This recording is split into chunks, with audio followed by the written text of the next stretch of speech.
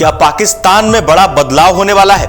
पाकिस्तान की सत्ता बदलने वाली है? क्या आसिम मुनीर राष्ट्रपति बनने वाले हैं?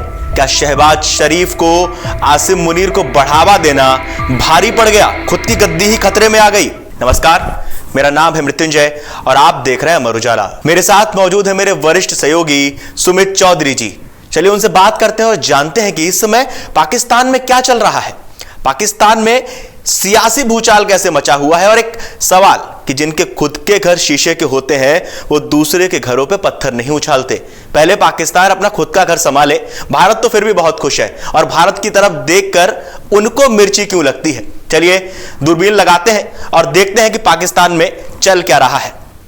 सुमित जी, पहला सवाल यही कि जिनके खुद के घर शीशे के हों वो दूसरे के घरों पे पत्थर नहीं उछालते। और पाकिस्तान की जो प्रवृत्ति रही है कि वो अपना घर नहीं देखता, वो देखता है कि भारत में शांति है, चलो कुछ कर देते हैं। वो देखता है कि भारत की इकोनॉमी ग्रोथ हो रही है, कुछ ना कुछ आतंकवादी हमला करा देते हैं। अपना घर नहीं देखते, अपनी सत्ता नहीं संभाली जाती। वहां की जो सियासी सत्ता है उस पर शुरू से ये रहा है कि सेना राज करती है।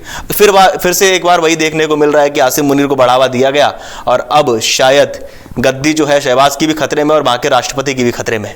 देखिए, दो बड़ी बातें आप कह रहे हैं। सबसे पहले भारत को लेकर पाकिस्तान का जो भी आज तक के हालात रहे हैं, जब भी, क्योंकि भारत लगातार एक बढ़ती हुई महाशक्ति है, पूरी दुनिया के अंदर भारत का जो दबदबा है वो लगातार मजबूत हो रहा है। और पाकिस्तान के क्या हालात हैं, किस तरीके की भूखमरी वहां पर है, लोगों को जो खाने के दाने हैं वो तक मैसर नहीं है, ये हालात हैं।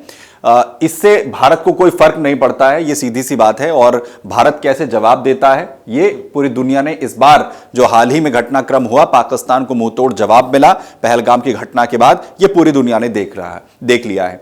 अब इससे इतर जो आपने दूसरा सवाल किया कि क्या पाकिस्तान के अंदर अब तख्ता पलट होने जा रहा है, ये इतिहास रहा है पाकिस्तान का, कैसे तख्ता पलट सेना वहां पर करती रही है। क्योंकि सबसे बड़ी बात यह है कि सबसे ताकतवर वहां पर कौन है, वो जिसके हाथ में सेना की बागडोर है। वो बागडोर इस वक्त मुनीर के हाथ में है। और जैसे ही सेना का वो नुमाइंदा इतना मजबूत हो जाता है तो पाकिस्तान के अंदर सबसे ज्यादा जो है वो अपनी ताकत को मजबूत करने के लिए उस सर्वोच्च पद पर जाने की कोशिश करता है, जहां से वो मन भर या इतना पैसा जुटा ले, वो इतना भ्रष्टाचार कर ले कि उसके बाद जाकर इंग्लैंड या फिर सऊदी अरब या उन तमाम देशों में जाकर उसे पनाह लेनी पड़ती है। ये पूरा या फिर अपनी मनमर्जी से पूरा आतंक मचा सके। और जैसा हमने देखा कि आसिम मुनीर डोनाल्ड ट्रंप से मिले, अमेरिका गए, ये जो इजाजत दी गई शहबाज शरीफ की सरकारी है, वहीं से परमिशन लेके या जो भी रहा हो, परमिशन ली हो ना ली हो, वहां परमिशन का तो लगता नहीं कि सेना परमिशन लेती होगी सरकार से, ऐसा तो कुछ है नहीं, क्योंकि वहां तो राज ही सेना का है ना।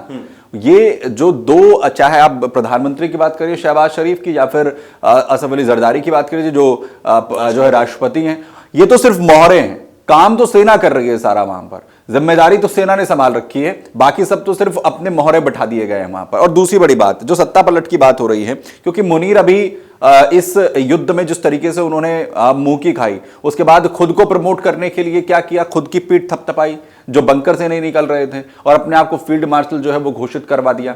और अब उनकी नजर जो है वो राष्ट्रपति के पद पर है। और इसके लिए यह कहा जा रहा है कि 27वां जो संशोधन है वो भी संविधान में करवाने की तैयारी जो है वो मुनीर की तरफ से की जा रही है। आगे भी आप इस पर पूछेंगे कुछ, मैं तब बताऊंगा। लेकिन फिलहाल ये जो अटकलें हैं ये लगातार चल रही हैं, चर्चाएं इस बात की चल रही हैं कि मुनीर इसकी पूरी प्लानिंग कर चुके हैं और इसके लिए पूरा दबाव जो है वो बना दिया गया शहबाज शरीफ पर भी और जरदारी पर भी कि जरदारी अपनी जो है अब कुर्सी छोड़े। अच्छा, ये तो वही बात हो गई ना कि पनाह दी, बनाया, बढ़ाया और अब खुद की गद्दी खतरे में आ गई। क्या बीत रहा होगा इसमें शहबाज शरीफ पे भी, वो खुद यही सोच रहे होंगे। क्या बीत रहा होगा जरदारी पे भी कि क्यों हमने इतनी छूट दे दी, क्यों चीफ मार्शल बना दिया, खुद की गद्दी खतरे में। जैसे आप बोलेंगे संविधान में संशोधन की भी बात चल रही है। देखिए, इमरान खान जो पूर्व प्रधानमंत्री हैं पाकिस्तान के, वो शायद समझ गए थे आईएसआई के प्रमुख के तौर पर, जब जिम्मेदारी जो है वो मुनीर के कंधे पर थी, उस वक्त उन्हें साइड कर दिया था। और वो क्या कुछ इमरान के साथ उसके बाद मुनीर ने किया, ये पूरी दुनिया ने उसके बाद जो है वो देखा है। तो वो जानते थे कि मुनीर की जो महत्वाकांक्षाएं हैं वो पाकिस्तान में आखिर कहां तक की हैं। तो पहले सेना के प्रमुख का पद हासिल करना और फिर उसके बाद खुद को फील्ड मार्शल घोषित करवा लेना, और अब बात संविधान के 27वें संशोधन पर जा रही है कि राष्ट्रपति के पद पर बैठकर राष्ट्रपति शासन जो है वहां पर लागू हो, राष्ट्रपति के पास सारी शक्तियां आ जाए और संविधान के में यह संशोधन हो जाए, प्रधानमंत्री के पद के पास किसी भी तरीके की ताकत ना रहे, यहां तक की तैयारी जो है वो मुनीर कर रहे हैं। फिर वो जो प्रॉक्सी वॉर होती है कि सेना पीछे है, आतंकवादी आगे हैं, उसको आसानी से खेला जा सके, उस खेल को, उस खूनी खेल को अंजाम दिया जा सके, ये मंसूबे हैं। देखिए, पाकिस्तान में सेना ये हमेशा करती रही है। कैसे पूर्व जो बड़े नेता रहे, चाहे वो राष्ट्रपति के पद पर हों या प्रधानमंत्री के पद पर हों, या तो अक्सर उनकी हत्याएं होती रही हैं, या वो जो है वो देश छोड़कर भागते रहे हैं। नवाज शरीफ का आपने उदाहरण जो है वो देखा है, कितने वक्त तक निर्वासित रहे, उसके बाद वापसी हुई, सेना ने क्या कुछ जो है गत करी। इसके अलावा पूर्व सेना प्रमुख रहे जनरल परवेज मुशर्रफ, उसके बाद राष्ट्रपति वो बनते हैं और उसके बाद उन्हें निर्वासन जो है वो झेलना पड़ा अंतिम वक्त अपने अंतिम दिनों तक। तो ये तो प्रवृत्ति है वहां की सेना की, वहां का जो कानून है, जो उसमें एक बहुत बड़ा लूप होल है, जो ताकत सारी जो है सेना प्रमुख के हाथ में है, और जो भी सेना प्रमुख वहां तक पहुंचते हैं उसके बाद उसका जो है वो फायदा अपने अपने तरीके से उठाते हैं। और मुनीर को तो पूरी खुली छूट जो है वो पाकिस्तान की सरकार ने दी, और अब भारी पड़ रहा है जो है शहबाज शरीफ को भी, और जरदारी की भी कुर्सी खतरे में नजर आ रही।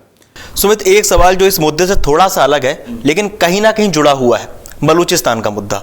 वो मुद्दा ये जुड़ा हुआ है कि पाकिस्तान की सरकार हो, सेना हो, बलूच के जो लड़ाके हैं वो अपने हक के लिए लड़ रहे हैं, वहां पे लगातार अटैक भी हो रहा है, बहुत सारी चीजें हो रही है, लेकिन उस पर कोई भी समाधान नहीं निकल के आ रहा है। जो वहां की सियासत चल रही है वो ये चल रही है कि सेना अध्यक्ष है, जो चीफ मार्शल है, वो गद्दी पे आ जाए। वहां का समाधान नहीं होना है, वो किसी को नहीं दिख रहा है। नहीं, वहां मुद्दे तो बहुत हैं।